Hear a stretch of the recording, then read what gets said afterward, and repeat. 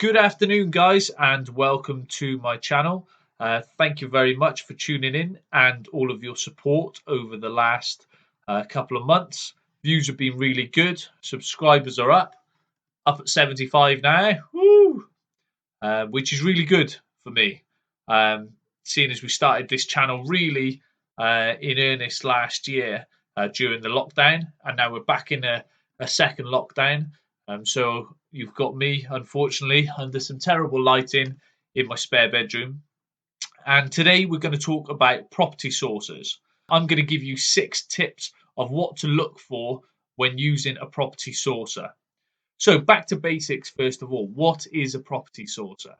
A property sourcer is somebody who usually goes direct to vendor, so direct to the someone who wants to sell their house, and delivers a property below the market value.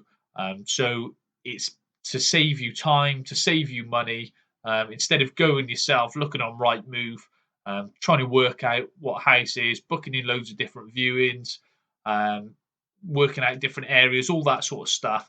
You'd get in touch with a property sourcer, be added onto their mail list, or tell them what you're looking for in a property, and they would go out and do that for you for a fee.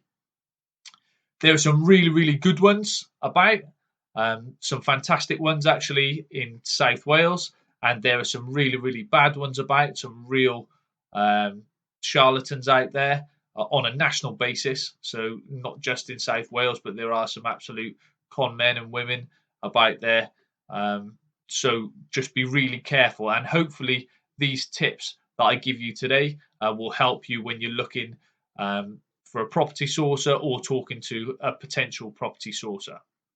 Number one, if you want to be a property sourcer, there are certain places that you need to get registered. Okay, so you need to register with either the Property Ombudsman or the Property Redress Scheme. You need to register with the Information Commissioner's Office, and you also need to be registered for anti money laundering with HMRC. Okay, those are the places that you need to be registered if you want to source property. From a legal standpoint, if you're dealing with someone who's not registered, then you've got no comeback. And, you know, to be honest, it doesn't take a lot of cash or a lot of time to register with those places. So I'd certainly question any sourcer who isn't doing those things. Number two, reputation. Now, this is a slightly tricky one. I commented on a post in South Wales Property Investments on Facebook by a guy called Alex, and he said, I don't have a reputation because I'm just getting started, which is an absolutely fair point. And there are a lot of people out there who are getting started on their property journey and using sourcing as the way in. So reputation, if there is one, Google them, have a look at the company info. But if they're just getting started, you're not going to have one. In that case, it would be doing your own sort of due diligence, go and meet the person, have a coffee with them, COVID permitting, have a coffee with them, have a chat, get to know them a little bit before you do any sort of business. Before you hand over any money, hard-earned money, I'm sure, then you need to make sure that you're handing it over to somebody who you fully trust. Okay, so you want to make sure that you're getting a good deal. And it might be that you meet this person 3 or 4 times on a social basis or at networking meetings. There's nothing to say that you have to jump into bed with the first property sourcer who comes along. Tip number 3, make sure that when you're talking to a property sourcer and they present you with a deal, that all of the costs are included. I see a lot of deals, from mailing lists that don't have the stamp duty included. So you think, oh, that's not too bad. I've only got to put down 20k, 30k, 40k, and then you think, oh shit, I've got to pay X amount for stamp duty, and oh, of course, there's the legal fees on top of that. And also factor in when you're buying any sort of property, it will need to be insured from the day that you complete on it.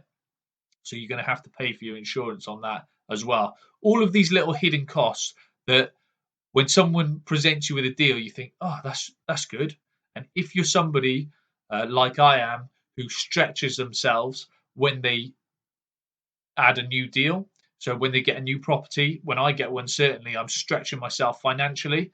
You need to make sure that there are no hidden costs in there. And sometimes these people have very interesting ways of dressing things up to make it more appealing from a sales point of view. So just do your due diligence on that. I'm having a nightmare today with my speech. Don't know what's going on. Tip number 4. You're going to have to move quickly if you find a deal. Property sourcing is not one of those things that you can hang around, go and speak to your mum, go and speak to your girlfriend or boyfriend, mull over it for a week or 10 days. It's not like buying a house from an estate agent. That property sourcer will be under pressure to sell that house. They will have agreed a deal with the vendor and they will need to get rid of it quickly. That's part of their reputation. So in order to respect them and respect the job that they're doing, you need to be able to move quickly with it, okay? So if you're not an investor who can move quickly on a deal, then I'd suggest probably going through the normal channels, going on your Rightmove, going through your estate agents. Tip number 5. When you're dealing with a sourcer, make sure that they know their area. To my mind, the more specific the area, the better, okay? There are a lot of people coming out of these courses who say that they're going to source property and they're going to do it nationally. We source property nationally. To my mind, that is very dangerous. Okay, how on earth can somebody really take the time to do their due diligence on a national scale?